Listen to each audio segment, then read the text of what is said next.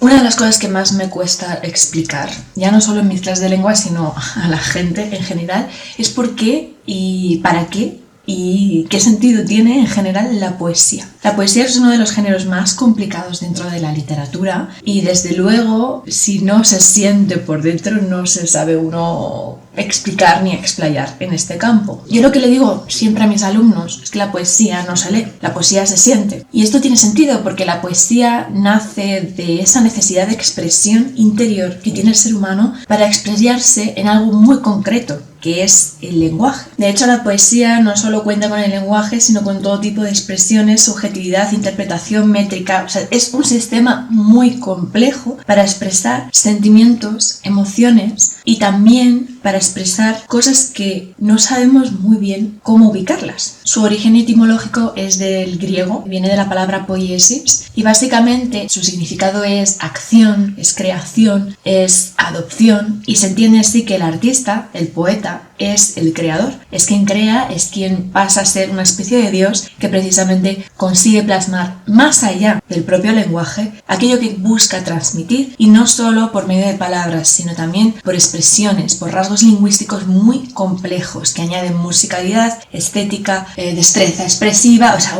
muchísima teoría. Lo que yo quiero transmitir es que la poesía es un género muy complejo que va mucho más allá de eso de algo que rima y queda bonito. De hecho, a mucha gente le sucede que cuando algo no rima, que cuando algo pierde como cierta musicalidad y es un poco más estático, que suele pasar porque la poesía es un campo muy abierto, se quedan muy rayados y no saben un poco cómo gestionarlo. Y dicen, esto no es poesía porque no suena ni es bonito y no me gusta. Es que la poesía no es solo ser bonita, va mucho más allá. Es una acción que nace desde dentro. Precisamente este nacer desde dentro hacia afuera y plasmar algo imposible a través del lenguaje me viene muy bien para este vídeo porque voy a hablaros de un poeta, pero no de cualquier poeta, sino el patrón de los poetas. De hecho, así se le conoce. Una persona que inspiró profundamente y que sigue haciéndolo aún después de siglos, después de su muerte, a muchísimos otros autores y autoras y que sigue un legado no solo a través de la poesía, sino también a través de la experiencia personal,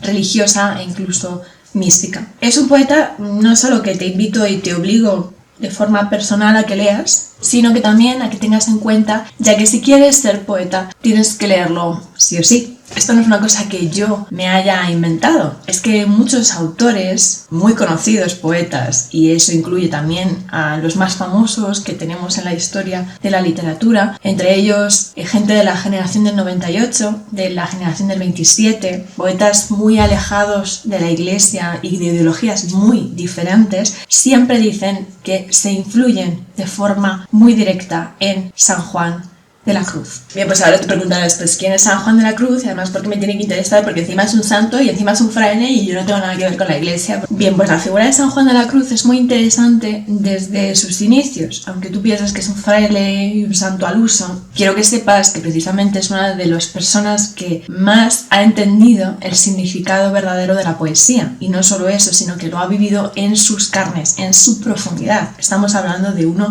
de los grandes místicos de nuestra cultura, que es famoso a nivel internacional y no al uso, precisamente. De hecho, San Juan de la Cruz se acerca mucho más a ti y a mí. ¿Por qué? Pues porque viene de una familia totalmente humilde, es una persona súper random que estaba ahí tranquilamente. Nace además en Fontiveros, que es un pueblo de Castilla y León, pero el caso es que dentro de esa pobreza que conoce desde el principio, pues esto le va a llevar a poco interesarse por campos como el servicio, la fraternidad, conocer a personas de diferente índole y también trabajar en un hospital, así como meterse a fraile y posteriormente ser sacerdote y más tarde unirse a la Gran Teresa de Jesús en un proyecto ambicioso dentro de la iglesia. Estamos hablando de una época muy complicada, donde por una parte en el norte teníamos a Lutero y los peligros de la reforma, y en España se da la contrarreforma. De hecho, estamos en el reinado de Felipe II, donde ya sabéis que había como una obsesión con recuperar o de alguna forma subrayar lo católico, lo cristiano, y de hecho la poesía se va a contagiar de estos elementos. El caso es que Juan se mete de lleno a fraile en la Orden del Carmelo y tiene una mirada diferente a los demás. Es una persona muy callada, de hecho se le conoce como que es muy bajito, eso dicen las leyendas. De hecho Teresa le llama su medio fraile. Pero lo que le sucede a Juan es que tiene una visión bastante diferente a sus hermanos de congregación. ¿Y qué pasa cuando tú llevas la contraria a la peña en ciertos sectores de la iglesia? Pues que te zurran. Welcome to the church. Bueno, el caso es que San Juan sí que es verdad que tiene muchos problemas porque él entendía la relación con Dios de forma diferente, como una relación de amor muy profunda. De hecho, vamos a ver que es uno de los grandes enamorados de la literatura. Entonces, pues San Juan de la Cruz tiene bastante crudo el asunto porque sus hermanos pues no le aguantan y deciden zurrarle. Y no solo eso, le encierran en una especie de foso y es como un zulo, una especie de zulo, y se queda ahí durante meses encerrado. Aparte de eso, les acaban para pegarle, literalmente pegarle. O sea, imagínate la fraternidad que había en ese convento. Lo bien que nos llevamos todos. Pero por suerte, San Juan de la Cruz consigue escapar. Y de hecho, se cuenta que los versos más bonitos que escribió, los escribe precisamente después de esa experiencia tan traumática y tan desagradable. Por suerte, San Juan no se queda solito en el mundo, sino que tiene varios amigos que también sufren penurias. Por ejemplo, tenemos a Fray Luis de León encabezando la escuela salmantina.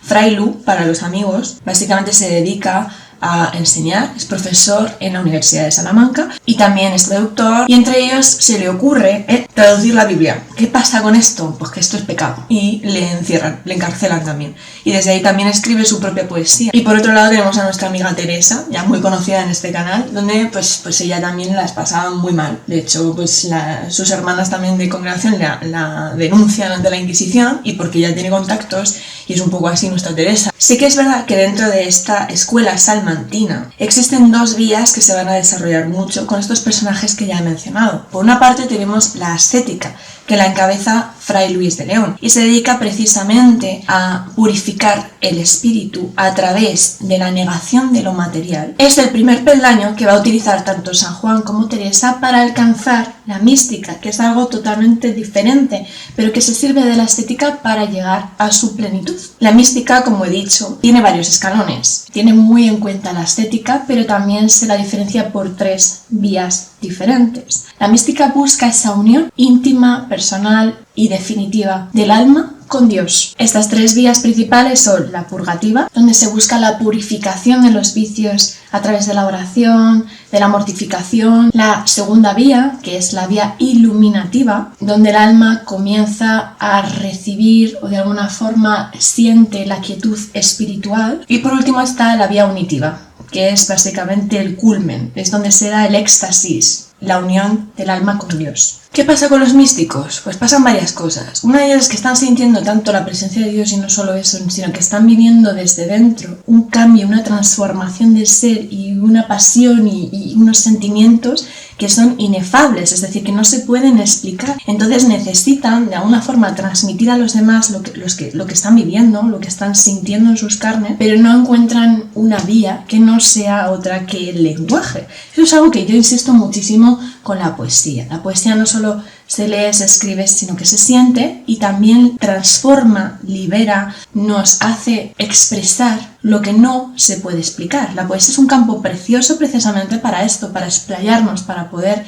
encontrarnos a nosotros mismos y de alguna forma entendernos. Por eso los místicos van a utilizar no solo el lenguaje, sino también muchísimo la simbología. No sé cómo contarte esto, así que como no tengo memes ni stickers, yo sin memes y stickers no sé cómo expresarme realmente lo que estoy sintiendo. Ellos utilizan símbolos. De hecho, San Juan de la Cruz utiliza muchísimos símbolos. Y no solo eso, como he dicho que es una persona muy de a pie, no va a ser una persona muy elevada, culta, que también, porque al final un religioso es una persona entendida porque podía leer y tener acceso a la cultura, sino que va a mezclar esas formas italianizantes que nos llegan del Renacimiento desde Italia y las va a juntar con la tradición poética española, que no es otro que una pastora, un pastor que se quieren, una esposa, un esposo, un aquí te pillo, aquí te mato, pues es así, porque está plagado de sensualidad y muchas veces está plagado de sentimiento amoroso profundo. Dentro de la obra de San Juan podemos destacar tres poemas muy grandes que encajan el conjunto de su obra poética, que son Noche oscura del alma, Cántico espiritual y llama de amor viva. A la hora de hablar de esos poemas es muy bonito y muy rico ver cómo puede expresar esa transformación no solo espiritual, sino también humana, corpórea, notoria, que podemos tener tú y yo perfectamente. De hecho, San Juan de la Cruz utiliza sobre todo el símbolo de la noche, y ese es el primer poema que encabeza esta trilogía. La noche para San Juan de la Cruz es una experiencia mística, pero también una experiencia espiritual que podemos sentir cualquiera de nosotros, aun no siendo creyentes, y es ese periodo donde el alma siente que Dios no está porque no ve absolutamente nada, está en noche profunda y sin embargo es el momento donde Dios más actúa en la persona. Esto, insisto, no tiene por qué ser solo para la gente religiosa, de hecho todos tenemos noches oscuras del alma, todos podemos sufrir la muerte, todos podemos sufrir la enfermedad, la pérdida de seres queridos, podemos tener una depresión, podemos tener trastornos, hay todo tipo de noches para la persona. Y sin embargo, San Juan nos invita a reconocer cómo dentro de esta adversidad se consigue salir y se consigue mejorar, transformarse, llegar a algo que nos hace humanos. En el poema, precisamente, trabaja las 3 vías de la mística. En este poema habla precisamente cómo el alma va en búsqueda de Dios, cómo ansía encontrarse con Él, pero no lo encuentra, sale de su casa, sale de sus propios sentimientos, convicciones y aquello que le limita para unirse con Dios, para transformarse. De hecho, el poema dice así: en una noche oscura, con ansias en amores inflamada, oh dichosa aventura, salí sin ser notada, estando ya en mi casa sosegada. A oscuras y segura por la secreta escala disfrazada, oh dichosa aventura, a oscuras y encelada, estando ya en mi casa sosegada. En la noche dichosa en secreto que nadie me veía, ni yo miraba cosa, sin otra luz y guía, sino la que en el corazón ardía. Aquesta me guiaba, más cierto que la luz del mediodía, a donde me esperaba, quien yo bien me sabía, en parte, donde nadie parecía.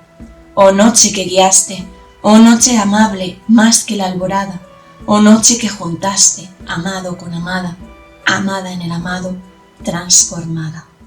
El segundo poema, que es Cántico Espiritual, precisamente se inspira de lleno en el Cantar de los Cantares, que es uno de los libros de la Biblia, uno de los más bonitos que poseen. De hecho, es el libro que traduce Frailu y por ello es encarcelado. En estos libros siempre hay 2 voces, de alguna forma hay 2 personajes, que una es el esposo y otra es la esposa, la pastora o el pastor. El personaje femenino, la pastora o la esposa, es la representación del alma. Y el personaje masculino, el esposo o el pastor, es precisamente el amado, Dios, Jesús. Dentro de Cántico Espiritual, precisamente se produce esa búsqueda del amado, ese recorrido que hace a través de la naturaleza en las primeras canciones, donde ansía encontrar a su amado, ansía encontrarse con él, pues igual que 2 enamorados que buscan y que se anhelan y que se quieren encontrar, porque la relación con Dios es precisamente eso, o sea, es profundo amor y es profundo querer estar con quien más amas a tu lado. En este poema pasa un poco de todo, no solo está la interacción entre la esposa y el esposo, sino porque también la esposa va recorriendo de alguna forma la creación y va preguntando a las criaturas, o sea, como si fuese Blancanieves, literalmente. De hecho, su obra como más desarrollada y más larga, Cántico Espiritual, pero es también de las más bonitas.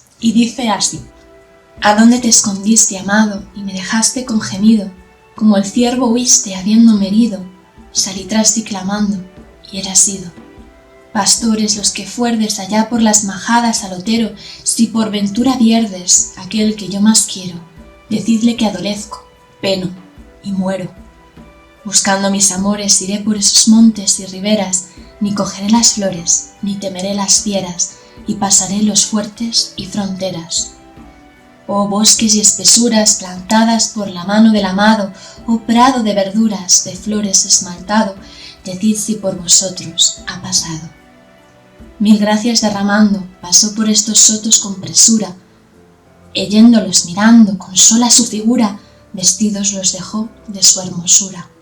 La última, de hecho, es muy breve, pero sí que es verdad que es de las más bonitas. Se salta por completo la vía purgativa y la vía iluminativa y va de lleno a la vía unitiva. Habla de esa experiencia donde ya hay un amor que abrasa el corazón, que se ha unido por fin con su amado. Esto es bellísimo. No sé cómo explicarlo sin llorar, así que voy a dejároslo aquí. Dice así: Oh llama de amor viva, que tiernamente hieres de mi alma en el más profundo centro, pues ya no eres esquiva, acaba ya si quieres, rompe la tela de este dulce encuentro.